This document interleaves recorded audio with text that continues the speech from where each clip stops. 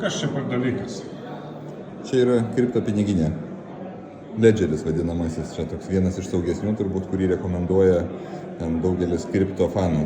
Tai irgi nusprendžiau išsibandyti po savaitės, žiūriu, kaip viskas veikia. Ir koks jau veikimo principas? Čia, kaip suprantu, fiziškai tu negauni kripto kažkokiu metalu ir nesudėdi į vidų. Ne, tai kripto nėra, tai tiesiog tai yra programinė įranga, kuri koduojamas PIN kodas yra ir šitas ir tiek va, paspaudžius labai turėtų būti garsas gražus. Kažkaip tai dingo.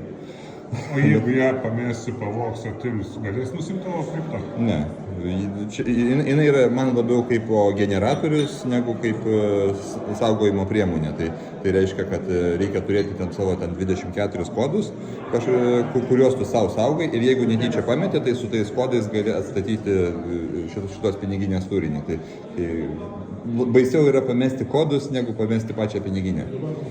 O kaip naudoti? Kaip aš noriu sumokėti už kugelį?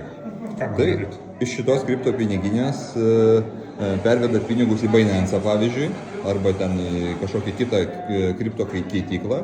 Jeigu ta keitykla, pavyzdžiui, turi kortelę suteikia, tai galima su ta kortelė tiesiog eiti atsiskaitinėti kaip su paprastais pinigais. Ir kiekvieną kartą atsiskaitant tiesiog konvertuojam automatiškai į kripto.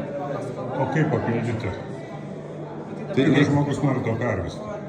Tai tada tiesiog yra sugeneruojamas ilgas adresas, kurį nurodžius, tas, kas pervedinėja pinigus, jam nusiunčiamas adresas ir jisai į tą adresą perveda pinigus. Iš šitos piniginės gali nusiųsti, ar reikia jau telefono? Telefono reikia. Čia viskas su telefonu arba su kompiuteriu naudojimu. Dėkui.